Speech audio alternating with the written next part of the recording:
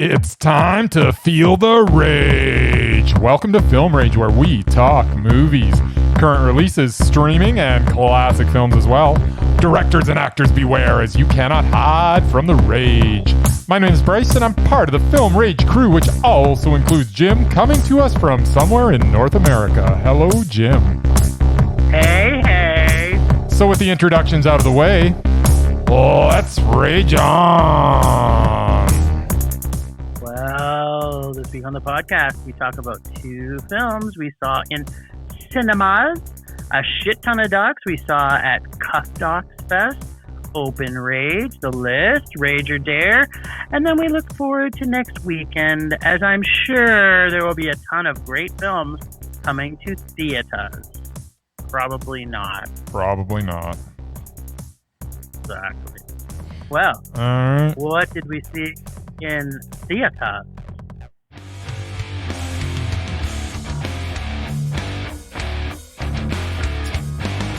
Well, Jim, we got an extra special presentation of Zappa. It was part of the Calgary Underground Film Festival, the Docs. Originally it was supposed to be their opening gala. Unfortunately, plans changed. But they were still able to show it in cinema by showing it at the Old Globe. So it was nice to get out there. Yes, it was. Yes, so this was a pretty cool look into the life and the music of Frank Zappa. It was a pretty objective look at Zappa, highlighting a lot of the good without shying away from the bad. Zappa was a musical genius, but in this pursuit of the perfect performance, he was also kind of a dick. For all the good he did in his life to benefit the planet, he was also a terrible husband and father. This was a pretty ambitious doc as it squeezes Zappa's entire life from his youth to his death into a couple of hours. We get to know the man and are able to decide for ourselves what we think of him. The one thing that, however, cannot be argued is that Zappa had an original voice, and his genius will live on forever in his music. The film showed us the good, the bad, and the ugly as it pertains to Frank Zappa. Zappa the man was sometimes Mondo, and sometimes he would make you rage. But Zappa the film was just Mondo. Oh, so I have always loved Zappa's music. Yep. And have completely been in love with the weirdness that is Zappa pretty much my whole life. We talk about focus as a main driver in great docs. Well, this was right out the window with Zappa. Yep. With its creepy overlay edits and heavily drug-influenced montage weirdness. The psychedelic weirdness is heavy through the entire beginning of the film, and then settled into itself at about halfway through the film. Just as the doc took new direction, as Zappa started to also change direction. I can't think of a movie or a doc that is perhaps so controlled and uncontrolled at the same time. It travels through Zappa's life with ease and excitement. I was in awe and had a shit-eating grin on my face the entire movie. This takes on everything you ever wanted to know about Zappa, but were afraid to ask. Do you think Zappa knew Clapton was a racist when he did this recording session with him? Nope. Nope, I'm probably sure not. Not a big part of the movie, but, anytime I can call out Clapton as a racist, I'm happy to bring this up. Gets a Zappa, the musical super genius, who didn't get the respect he deserved, huge, massive fan mondo. One of my favorite lines in the whole movie was, "Your chance to be a star with one note." Nice. Yeah, no, yeah, it was great. I love Frank Zappa as well.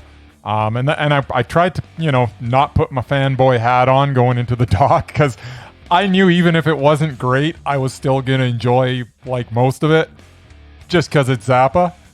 But yep. This was actually really well done. And the point you make where it does kind of bounce over and it's kind of, at some points, it's like you're in like some sort of drug-induced sort of state while you're watching this, because it's kind of crazy. And how else would you make a Zappa? It's so weird that that's the way he was, yet the guy didn't do drugs, But the whole time he never had to. He just, he didn't need anything to help his creativity. The guy just was that creative. Well, and do you remember? Like, I can't remember, but I don't think he drank either. Like, he didn't drink. They didn't, like, it was just his creativity caused his weirdness, I guess. But I mean, he was always pushing the envelope about musical sound. And it was kind of funny because we had talked before we're going in. Remember, on the way to the theater, and I turned to you and said, "Hey, did you know that a lot of Zappa's musicians also played with Yoko Ono?" And then, lucky for us, we got to see it right in the film. It's like, I guess that's how they met. They're on the same stage together there. That's right. They're on the same stage together. And I was just like, it kind of makes sense, right? Like, Zappa got together with Yoko Ono and John Lennon. They did a little concert, and then we had some crossover. Yeah. Oh man, this is a beautiful doc. Anybody who loves Zappa will love this film. But anybody who doesn't know Zappa, if you want to know who he is, this is a film to watch. Absolutely. As I say, it shows you the good and it shows you the bad, because he's he wasn't always the best guy, but he was a dick. He was a total dick. Yeah, he was a hard. I was sure he was a hard guy to work with too. Yeah, all of the musician friends. But who is it? Underwood or under the one percussionist that he worked with. Yeah, I can't was just blown away. He changed her life, right? Like I mean, I can imagine working with someone that creative. It would change anybody's life. You can't avoid it. All right, and from there we go to Vanguard, Jim. That's right. So we went and saw Zappa at our beautiful independent theater, the Globe. We saw Vanguard at Mainstream Cinema. I actually ended up seeing it at Landmark. I'm not sure where you saw it, but oh, sweet! You wanted that Diet Dr. Pibb, didn't you? Yeah. Yes, they have many diet options that apparently I wasn't aware of. Yeah, and now you're well aware, so you never want to go back to Cineplex. That's okay. So Vanguard is a covert security company. Yeah. And it's the last hope of survival for an accountant after he is targeted by the world's deadliest mercenary organization. They're so deadly. Even the write-up for this makes me laugh. And we've got the great director / writer, Stanley Tong, again with his buddy Jackie Chan in this. Yeah. If I need a bodyguard, I'm going to call Vanguard. They seem to get the job done. How is that, you say? Well, if you have a client and then they get kidnapped, seemingly randomly, by the way, you need to get him back and protect him. Am I surprised Liam Neeson is not in this movie? Hell yes. He should have been. Cop and exactly, it was like a total Liam Neeson movie. Super Cop and Mr. Magoo director teams up with Jackie Chan yet again for the ride of a lifetime. This movie has everything a Hong Kong action film should have.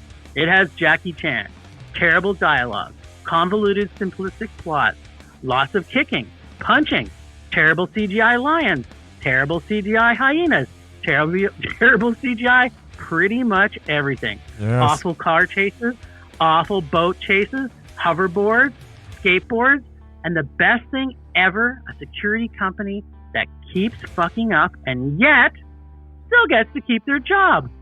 Maybe it's because of their seemingly idiotic model for providing non-lethal, progressive attacks on their foes. Yeah, didn't kill one person the whole movie. I didn't even notice that. And then even then, I'm not sure anybody actually died, except maybe almost Jackie Chan during the filming. Yeah. In real life. Couple times. Even though all this terrible was happening all the time, all the way through it, I still found myself laughing at the entire movie. And I didn't say with this movie. I was laughing at this movie. Yeah. I categorized it as so bad, it's funny. Not funny enough to love it, but I'm giving it a very low meh because I love Jackie Chan still doing his own stunts at 60 plus years old. I love you, Jackie Chan. You know. You know what? You're pretty much saying a whole lot of what I was about to say. I kind of feel foolish for even going on it, but I'm going to say it anyways, even though I could probably say ditto and we could get on with the show. But seeing as I just want to talk more about it. So, I mean, I should have hated this. It had bad CGI lines and hyenas, not to mention other CGI stuff going on. It had some really, really bad acting. It had some blatant anti-Western propaganda if sprinkled in too. I don't know if you noticed that. Totally. Like all through. It's like, oh my God. Yet still the action was fun, and Jackie Chan has an undeniable charisma. No one can deny this guy's got charisma out the wazoo, man. This had ridiculous scenario after ridiculous scenario with uninspired, bland dialogue, but it was still fun. It had some of the worst acting you could hire, yet I was still enjoying myself.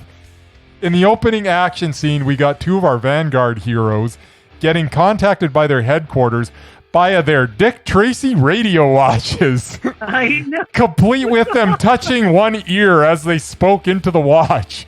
I knew right there that this movie was gonna be terrible, but I also knew that was part of its charm. I kind of found this movie amusing. I kind of thought it was meh. Attaboy. Whoa, is this going to be another episode where we agree on everything? I doubt it. Yeah, I doubt it too. There's some docs in here I know you're going to hate and I actually liked, and vice versa. So Maybe. All right. Wait, hold on. Yeah, we got more. This? Yes. You can't do it! I don't even know what that was. Let's not do it again, though.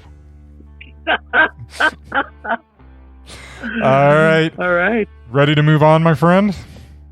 Yeah, sure. Let's talk about Cuff. Let's talk about Cuff, yes. So that would be streaming.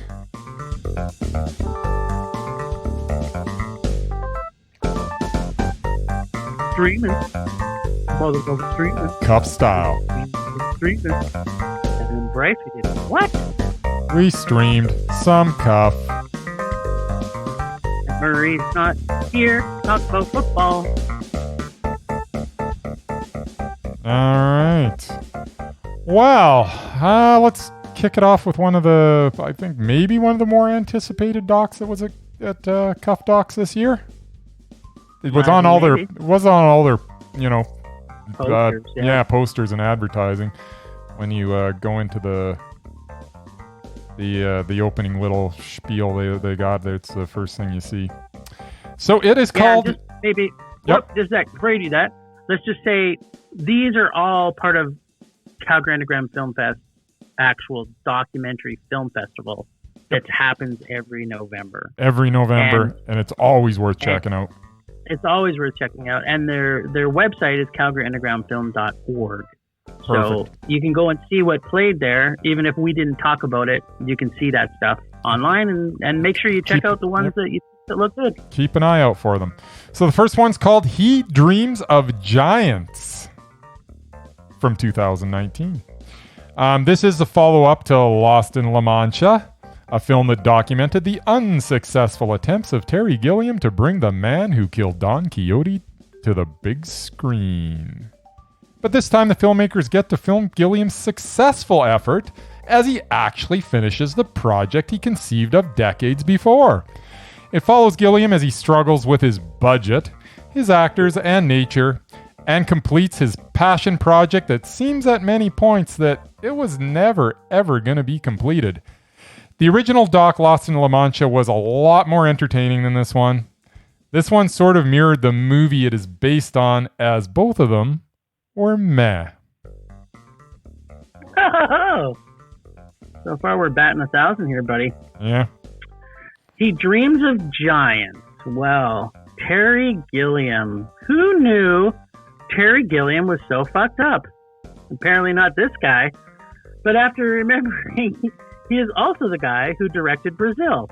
I should not be so surprised. Yes. Personally, I love Terry Gilliam's films. As do I.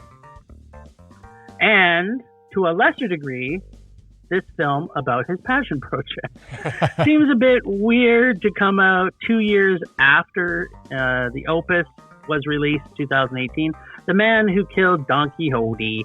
I enjoyed this journey to a degree, but found it a little stale after a while.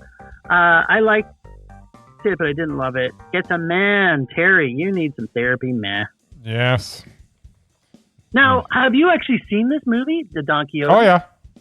The Man Who Killed Don Quixote? I haven't seen it. Yeah, no, I've seen it. It's underwhelming.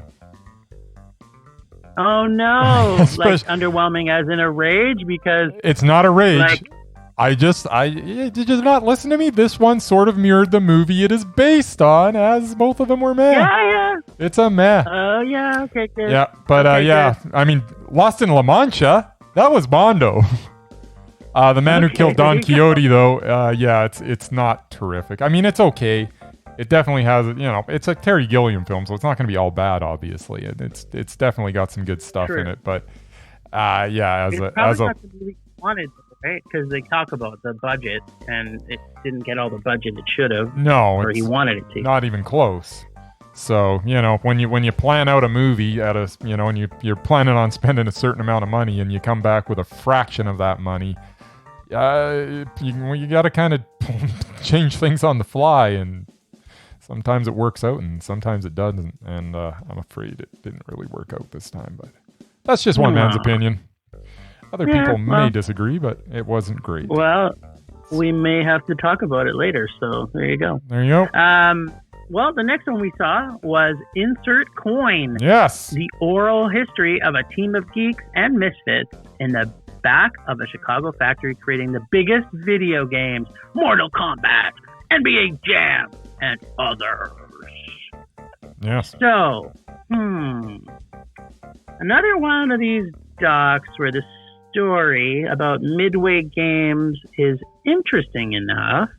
Yes. But since I'm not a gamer, I did play most of the games they talked about. But as I'm not a gamer now, the passion for Midway is not there. And I think for this doc, you will enjoy it better if you are a geek gamer who loves vintage. For me, it was a meh. But didn't it take you back to those days? Yeah, whatever. I live in the here and now, buddy. I don't live in the past. Whatever.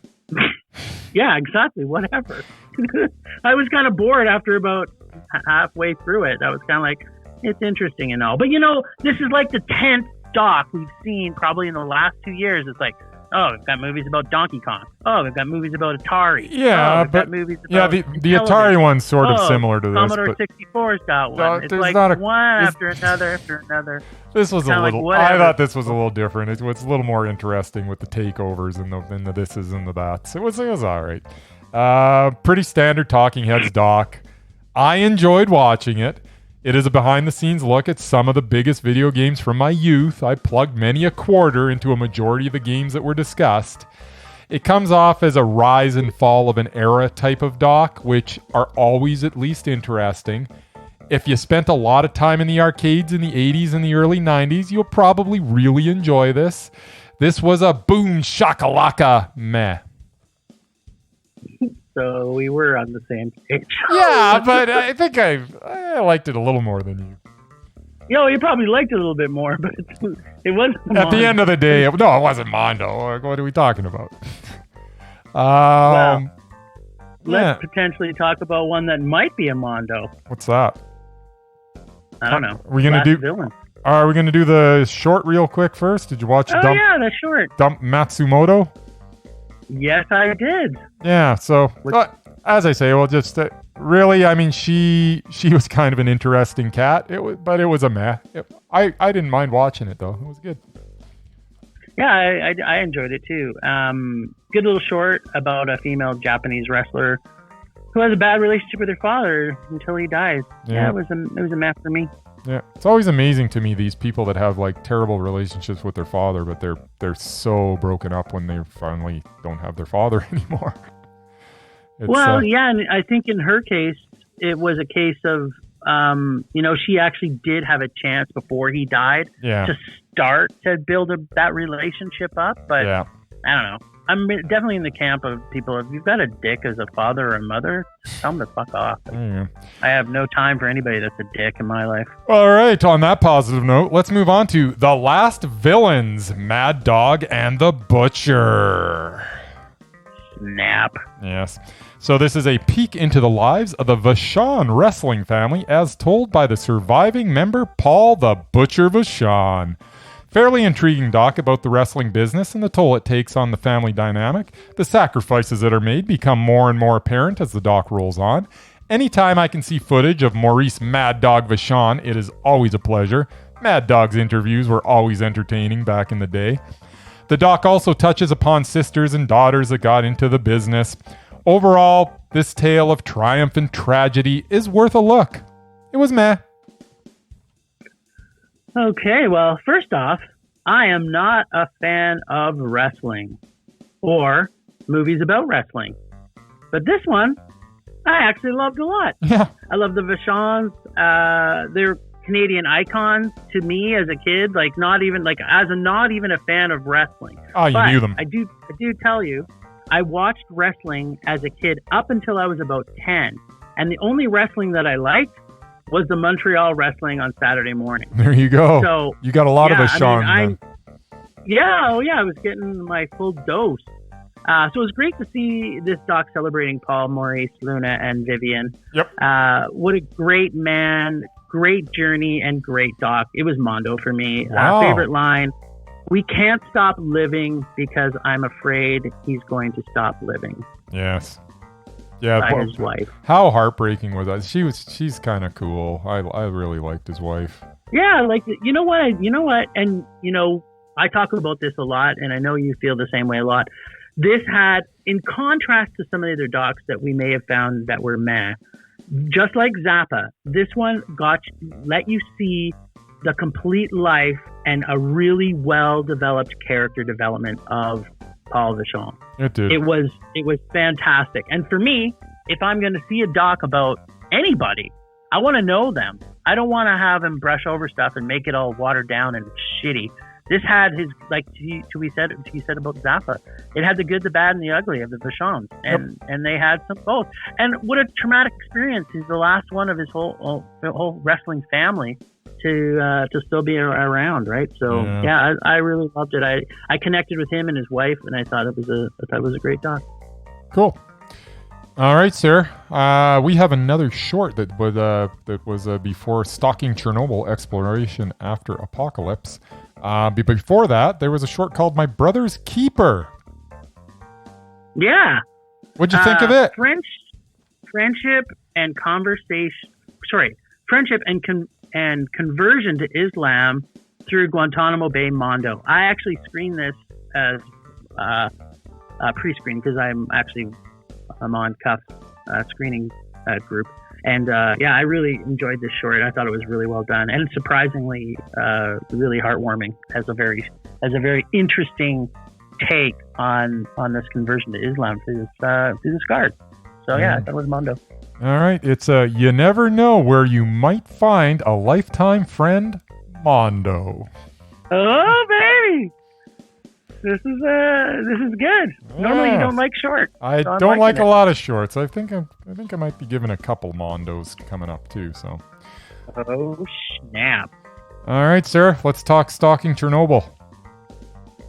All right. Well, Stalking Chernobyl. Yes. That was a mess. That's it. I don't got much to say about this. Again, I hate to bring this up, but how many fucking movies have we seen about Chernobyl lately? It's like, this was a little different. I mean, No, it wasn't. I've seen probably 7 docs that have almost a similar model about I've literally go on Amazon Prime, go on Netflix, go on YouTube and search docs, and you'll probably find 10, and I've seen probably 8 of them. So after seeing 8 of them, it didn't bring me anything new. There's nothing in this doc that I didn't already know. And it wasn't as good as some of the ones that I saw. It didn't make me rage. I thought some of it was okay, but it was a meh for me. Yeah. I did find it interesting because I knew too much about it. Yeah. Well, I thought it was interesting, but in no way was it enthralling. A lot of dumb stuff being done. I guess that makes this mildly entertaining. I was shaking my head for a lot of it, but right now I'm also shaking my head and I'm saying, meh. It's funny because there's a lot of mess going on here today, but it's still glad we got to see some of Oh, these yeah. dogs. Yep. All right, on to Flint. Now, yeah, the one that you've been waiting for your whole life. I've been waiting for my whole life. I've been seeing 9,000 documentaries on Flint. I'm getting flinted out, man. Oh, no! Okay, so yeah, guess what I thought of this one. So Flint, this doc revisits the town of Flint, Michigan as it continues to get poisoned by its elected officials by providing its drinking water from the polluted Flint River instead of Lake Huron. Very similar footage as other Flint water docs, but this time we got a manipulative bait and switch from the filmmakers. In fact, we got 2 bait and switches. On 2 different occasions in this doc, we are led to believe that a gentleman is acting in the best interest of the citizens of Flint, only to find out that they are out for themselves and could care less about the city of Flint. I guess that is the point. No one seems to be looking out for the citizens of Flint. Even if this was the point of introducing these gentlemen in the way that they did, it was still kind of annoying. This could have been a short showing that nothing has really changed in Flint. Oh, and by the way, stick to acting, Mark Ruffalo, or at the very least, if you're going to take up a cause, make sure you know who you're teaming up with. Anyways, this was a manipulative meh. Oh, interesting. So, this Flint is a fucking genocide. I don't care what anybody calls it. It is. The only thing great to come out of this is that I actually saw Mr. Potato himself, Mark Ruffalo, appear to have an emotional reaction to anything. And I don't think he was acting. No, he wasn't. Well, but he was still a doofus. Well done, Mr. Potato. Now use it for future good. Yes, his intentions were good. Future good acting. And, oh yeah, thanks, Obama, for showing up in this movie. You are also a dick. Michael Moore already showed us all this from his movie. So, yeah, this actually, of all the Flint docs, I think it had more content about the fall for most of the Flints that we've seen. So I kind of like that. But yeah, ultimately it was a meh for me too. I wanted it to be better. Yeah, it's true. But it still made me angry. Like all the way I'm through it, I'm like, how is this even happening? Yeah. Like how is someone like allowing this to happen? And then you have a fucking president that's supposed to be the future of America who comes, and then he does nothing. You know what I'm saying? I do. All right. Let's move on. That's a lot of meh. Yeah, I'm hoping we get some Mondos or Rages or something. I need something, man. All right. What do you have to say about Tiny Tim King for a Day, my friend? Well, Tiny Tim King for a Day. The man, the mystery, what the fuck was this? Always respected his weirdness, but always thought of him as a gimmick. Liked the structure and the format of this doc. Thought it was fine. Super well, but still I'm not a fan of his work. It's a mildly entertaining mess. It's like, how did somebody milk 15 minutes of fame for, 25 years? Yeah, decades, man. Just like tiptoe through the tulips gets old after a while. You would think. Apparently not. So going into this, I knew next to nothing about Tiny Tim. Now I know too much. This was meh. That's all you're giving us? That's all I'm giving you. That's all. It was. That's all it deserves. Yeah. Let's move on. Unless you have something Okay, give me something more about Tiny Tim. Well, do you really want more detail about Tiny Tim? You talk all you want about Tiny Tim. I'm done. Oh, I don't really want to talk more about him. I just find it very interesting. Someone as creepy and weird and disgustingly disgusting as him Yeah. could have what? 10 wives? Like, holy cow, buddy. Yes. Like, and like the one at the end that kind of was his last girlfriend. No, there wasn't. I can't remember. There's so many that. But the one that actually left her boyfriend to go be with him was just like, what? Who can blame her? Like, I'm so enthralled with him, I'm gonna leave you for him. That was kind of like the icing on the cake for that movie. So, I mean, am I glad I saw this? Yeah, because there was a lot of weird shit happening in it that I never knew. But yeah, it's still a man. I'm sorry. As I said before, now I know too much. Yeah, you can't hide it. Can't hide from the truth. All right. No Visible Trauma. This is a local film. Yes, it is. Yes, filmed right here in Calgary, Alberta, Canada. The beautiful city in southern Alberta that I'm from. All right, documentary that shines a light on the police brutality, racism, and sexism that plagues the Calgary Police Service. Pretty embarrassing that this is happening in my hometown. This doc tells the stories that I've heard over the years, and at every individual time they made me angry, but then you think, okay, maybe that was an isolated incident. But then when you get all these incidents presented at once in a single movie, it is obvious that these were major problems that needed to be stopped. Important movie that makes the point that no one should be above the law, especially those that are enforcing it. I was not expecting to have an emotional response to this, and I did have an emotional response to this. So because this movie actually did affect me, I guess it makes this doc mondo. Who knew? Yeah. What the fuck, CPS? It's tough to watch some of the injustice in this film. It is, especially Covers since a lot it's of ground. Like you're looking at places that you know, and you're like, "Fuck, that happened there." I know. I'm just like, what? It covers a lot of ground. Very regional though, so it hits closer to home. I think with us, it's happening everywhere. This isn't an abnormality by the sounds of things, right? I was watching. It isn't, but then when they were comparing us to New York, and we've got more shootings, and it's like, what?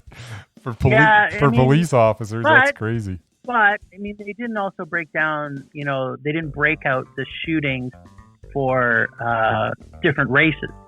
It was like there was people in there. Like it was one of them was a Caucasian dude. There was a black dude that was like. So what is like CPS? It doesn't matter. They're not necessarily racist. They're just assholes. Yes. Well, right? The culture's built. You don't want to get taken on that Starlight tour. Yeah. No. Exactly. Right. I mean, at -30. This isn't just a Calgary thing, I don't think. No, it's not, but it's still, It's North American. Because I saw the news the other day, they were talking about even our RCMP at the whole grassroots level of RCMP is sexist and racist. So it's like, things got to change, man. Like, this movement of protecting our citizens has to get better, man. It just has to get better. I didn't love this as much as you. I've seen so much movies about cops lately.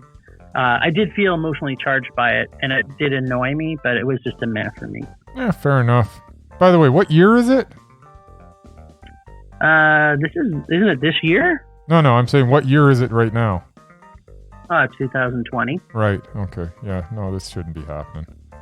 Okay. Yeah, there's a lot of things that shouldn't be happening in 2020, but apparently they still are. All right. So from there, we go to something that I got to skip over because I'd already seen it. The short before Morgana. Oh. We watched this piece of crap at South by Southwest. Oh yeah, we did. So there's a short called Modern Horror, and it's disgusting. I hate it. It's a rage. She's a horrible person. Yeah, she's not the best. She's horrible. She's not a feminist in any way. I just no. No like. No like. Yeah, it was a meh for me. I didn't hate it as much as you. Anyways. She's got her opinion. She wants us to know it. Yeah, well. Now, we haven't seen Morgana before, though. No. And I was looking forward to this. Were you? Yes, I was. I was going to skip it, and then you said, we're watching Morgana, and I said, all right. Okay. So much hope and positivity, followed by so much gloom and sadness. This film gives me hope that I can one day become a porn star. Lots going on in this film. Yeah. But by the end of the film, the portrait painted of Morgana is one that is interesting and unique for a 50-year-old housewife turned porn star who suffers from clinical depression.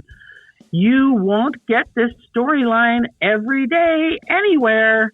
And for that reason alone, it gets an Aussie weirdo, sexy, older lady mondo. I love this movie. It was just enough fucked up for me to enjoy. Yeah. You know what? Good for Morgana.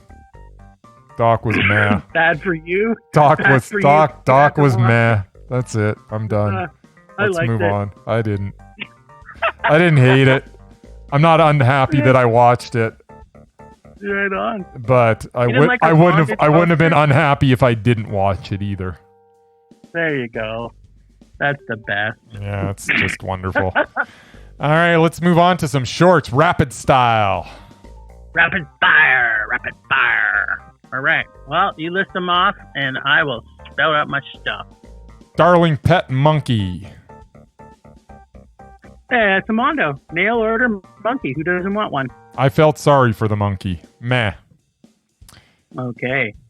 Now pronounce that. I'm not going to. I'm going to give you the English title. Many Bloodlines. Cool indigenous lesbian baby love meh. Not really invested in this couple. Meh. All right. Red Robinson. It was okay. Interesting Vancouver DJ doc. It was meh. Square doc about a square guy. Meh. That's right. Malby. By the way, yep. This is my favorite short doc that I screened. The entire screening. This next one, Malbeek? Yeah. Really? Yeah. It's a mondo for me. Subway Tragedy, favorite doc of the fest. I loved this movie. Missed the mark with me. Cool visuals, but the gravity of the situation should have made me care more. Meh.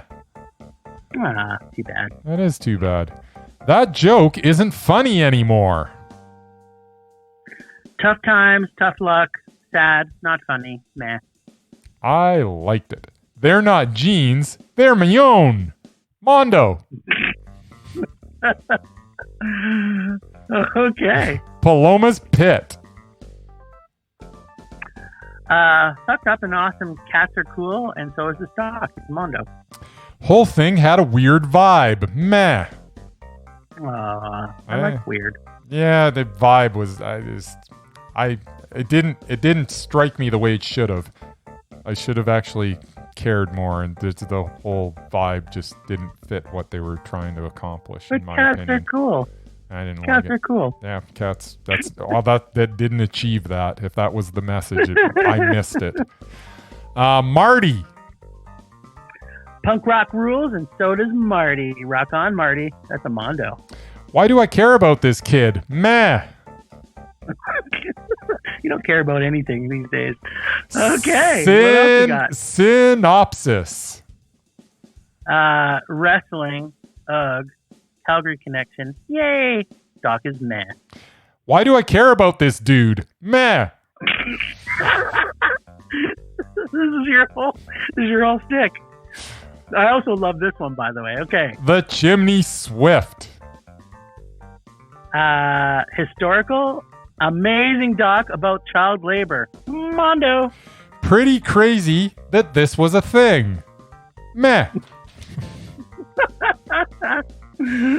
All right, and from there we go to Charlie's Lot. Weirdos with cars. I don't get it, but it's still a mondo. Glad he doesn't live on my street. Mondo. Okay, we gotta unpack this one a little bit. All right.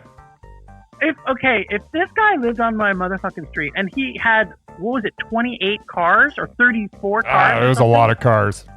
It was like I think it's over 30. This guy would park on the street. Yep. In a neighborhood that doesn't have a lot of parking. Jim, but he gave his neighbors his phone number so they could phone him up and he'd move his car if they needed the spot. Yeah, okay, so how much if he was around. Yeah, exactly. If he wasn't busy with his cars. This guy is a fucking nut job. And if this guy lived on my street, there'd be car explosions every other day. I'm glad he doesn't live on my street. This is what I'm saying is if I came home and couldn't find a parking spot, yes. and I knew it was this douchebag, his car would be towed or blowed up real good. He was awesome. I liked him. Yeah, it was. Yeah, well, that's what I'm saying. It's a mondo, but I would literally murder this guy. I would murder him. You'd be murderized for sure. You'd be so now, you saw a bunch of other stuff. We're not going to talk too much about them, but did you just want to blast out some of the other ones you saw and what you gave them? We could do that. That doesn't sound like the worst idea. I'd actually have to see a list of what was on. Give me one. No, we pretty much saw everything, and there was a bunch of stuff that we saw. And they were all okay. Some of them were good. Some of them were great. Yeah, give me a second here. I'm on the site right now. On the devising thing. Yes. All right, so stuff we didn't talk about. Cured. Yeah, it was meh. I didn't see it. Oh, no, I did see it. It was meh. For Mad Men only, the stories of Del Close. I really liked this. It was mondo. Right. I didn't see that one. Yeah, you should have, you silly boy. Devil. You said you saw Love Mobile? I did see Love Mobile. I loved it. It was mondo for me. There you go. I loved it. So I watched Prayer for a Lost Mitten because it won the jury prize. Yes. And yeah, it was kind of boring. It was in black and white, so I had high expectations. Yeah, it's like a given. Yeah. Spider Mabel, a real life superhero story. I was actually expecting really not to like this, because I hate kids and all. Yeah, who doesn't? I don't hate kids. I just really don't like them. I just don't like them at all. But honestly, the first 45 minutes or so of this, I was quite taken with this film. It was actually really well done. It kind of drags a little bit at the end. But I'm really glad I watched it. They offered it as a live stream on 6:30 because at 6:30 on closing night. Well, not really closing night, but on November 29th. Nice. And I'm glad I watched it because it was quite good. It was meh, but it was a high meh. It was a high meh. Nice. The Dilemma of Desire. More clitoris talk. I love clitoris talk. Yeah, it was mad. I already saw was it last year that they showed the clit or whatever it was called? Yeah. It's covered the same crap. So, it was same fine. Topic about split. Yeah. Yeah. And Truth or Consequence. Can't hate it. Yeah, no. I got no problem with the clit. Truth or Consequences. And it was meh. Just some weird dudes hanging around New Mexico that, maybe should move. I don't know. So there you have it. So yeah, no, I pretty much saw it, and the shorts. I'm not going to go through all the animated shorts, but there was some good stuff in there. But as always, Cuff did deliver. Cuff Docs was a success all in all. I don't think I gave any rages. Oh, wait a second. There might be one that might have got a rage. You gave it short a rage. Yeah. Enemies of the State. I'm actually going to talk about that in my rage, so I'll save that one. Sweet. All right, sir. Well, let's get it on. Let's do it. Boom, boom, boom, boom. Temperature rising. Vision blurring. Rage taking over. Well, my rage this week It's going to be a little short, only because I don't really want to talk too much about this. But my big rage is, why does Hollywood save almost all the really good dramatic films to the last part of the year, trying to squeak it all in? You know why? So they can get in by the time of Oscar buzz. And it pisses me off because we could have been seeing some of this stuff in the summertime, but now we've got to have them all jammed in, and then we don't get any great Christmas horrors. Although the new Mel Gibson one, I think, is going to come to theaters, but it's already out on rental, so I don't know what's going to happen with that. But yeah, it kind of annoys me that they wait till some of the greatest dramas of the year, and they're all jammed in at the end of the year. It's like, spread them out through the year. It's got to be fresh in the Academy's mind. You realize that a lot of the Academy are like 90 years old, so you can't be putting it at the beginning of the year, because then they'll forget about it. They got to put it right at the end so that... They don't see half of them anyway, so the Academy's a fucking joke. So it doesn't really matter if they see it or not. They're just going to go, oh, I know Meryl Streep. She gets a vote, even though sometimes she doesn't deserve it, because motherfucking Glenn Close does. That's. Oh, don't even get me started on that. Don't even get me started. Get me started. Well, what do you? Hey, let me hear your juicy rage. You want to hear my juicy rage? I don't know how juicy it is, but I'll give you my rage anyways. My rage is 100% juice free. No. Okay, maybe it's like 20% juice. All right, my rage. If you are going to make a bait and switch doc, make it effective, or do not go down that route. This seems to be done way too often these days, and most of the time it is not that effective. I saw 2 docs last week that used this device, and one of them was not effective enough to warrant my manipulation in the case of Flint. And in the case of Enemies of the State, it was obvious early on that nothing this kid was saying made any sense, which made the way they presented him as a victim super flimsy and ineffective. I thought we were actually going to review Enemies of the State, but I can sum it up with this sentence. It was a manipulative rage. Anyhow, if you're going to try to manipulate me, you better make sure it's effective. That's my rage. Whoa, I love it. Yeah, they do this too often these days, and sometimes it works and sometimes it doesn't, but if you're going to do it, you better damn well make sure that it works.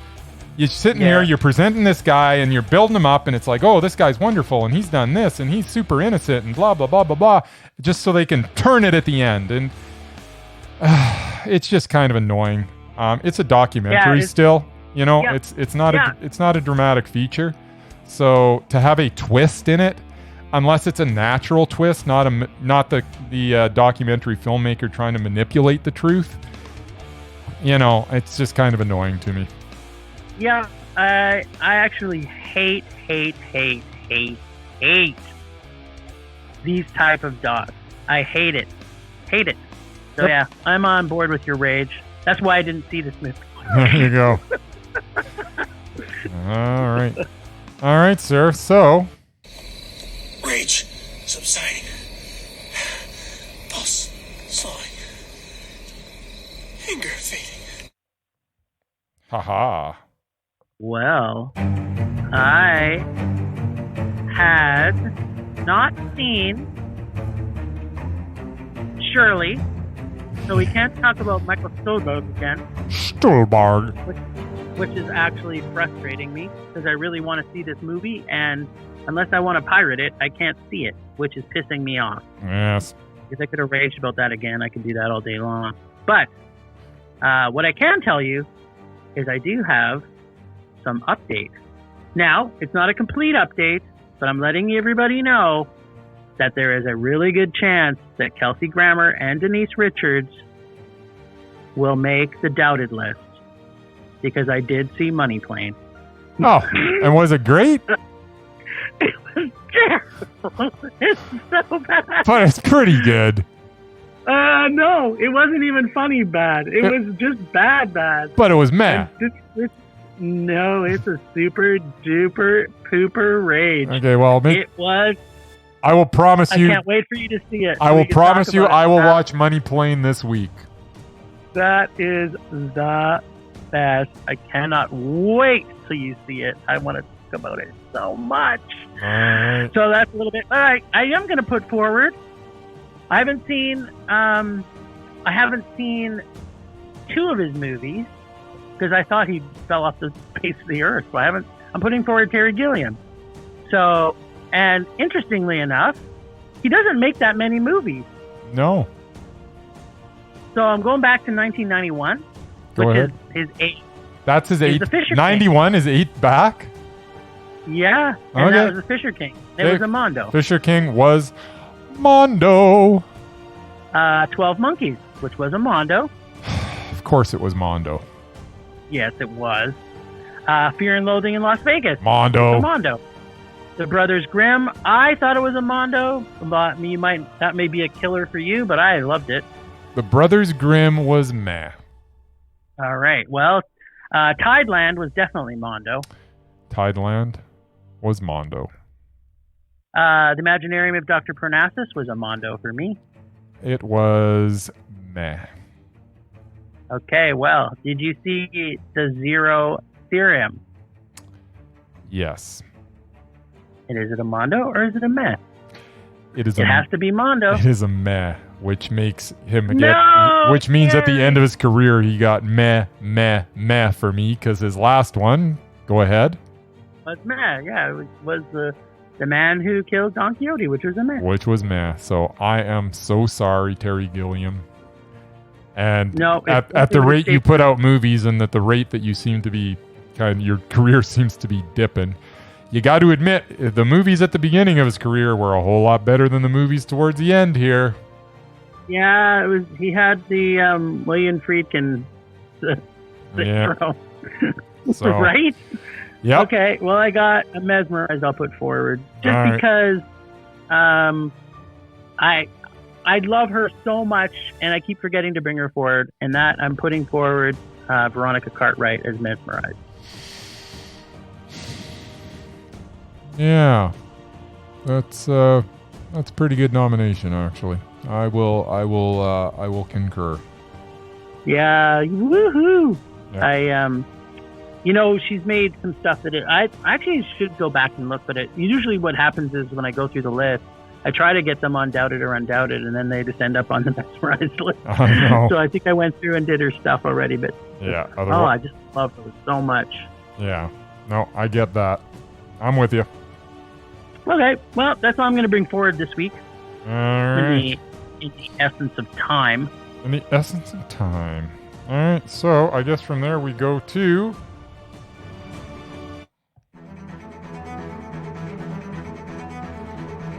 All right, last time on Rage or Dare, Jim had to pull from the remaining nuggets of rage contained in my most excellent bag. There inside the warmth and comfort of my dainty, lopsided bag, I haven't read this in advance, that's fantastic. He plucked the sassy little Will Smith film Wild Wild West. This week, Jim and I need to take a handful of merman rage when we sneak inside his sack for hopefully the presence of rage. Let's check in with Jim and see if he's singing along with Will to a happy or sad country tune. All right. Well, Wild West. By the way, Merman does that so much better than I do. Yeah, we miss you, Mer. We want you back.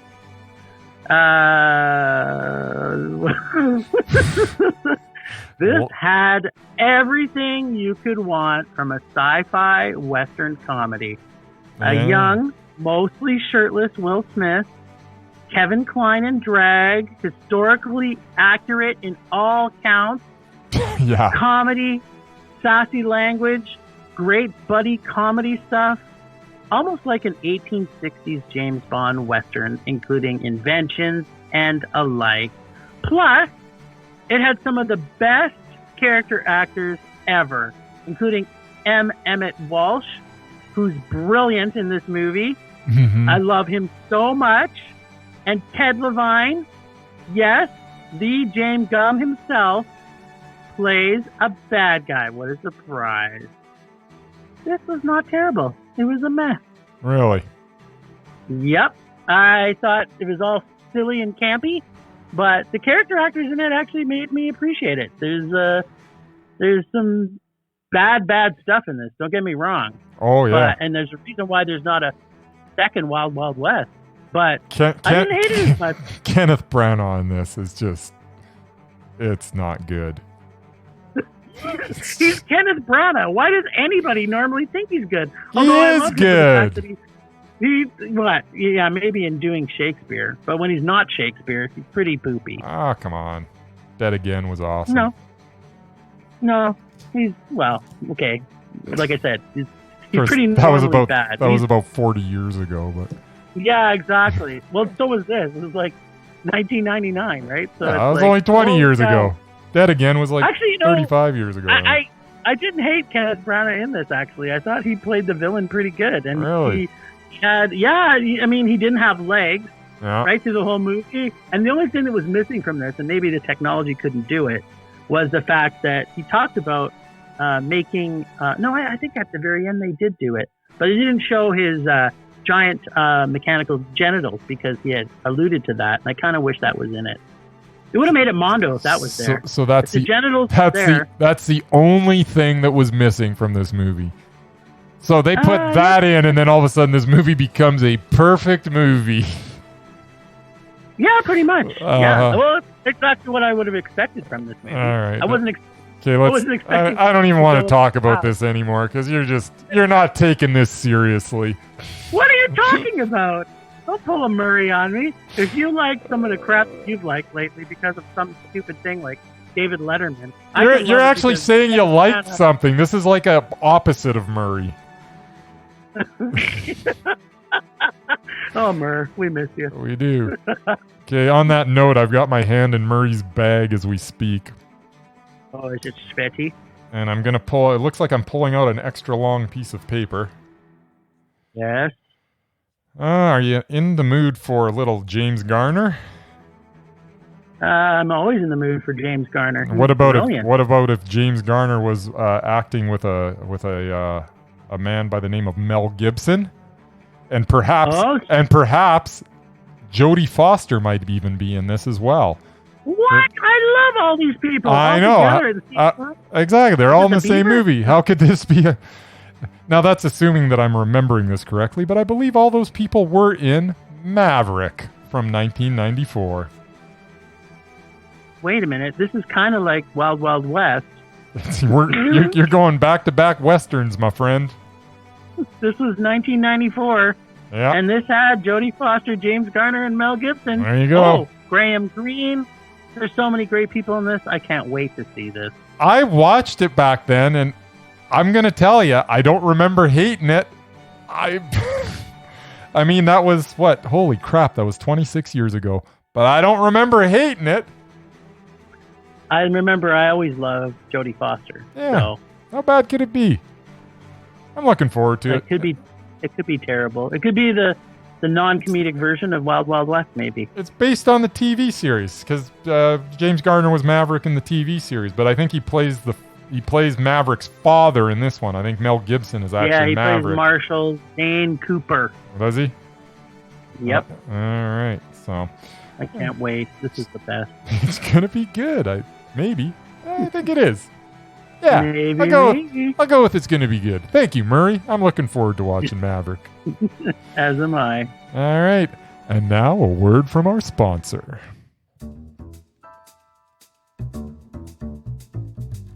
Canyon Meadows Cinemas, your one-stop entertainment and movie theater experience. Great food, private theater rentals, movies, video games, special events, Christmas parties, and podcasting special events.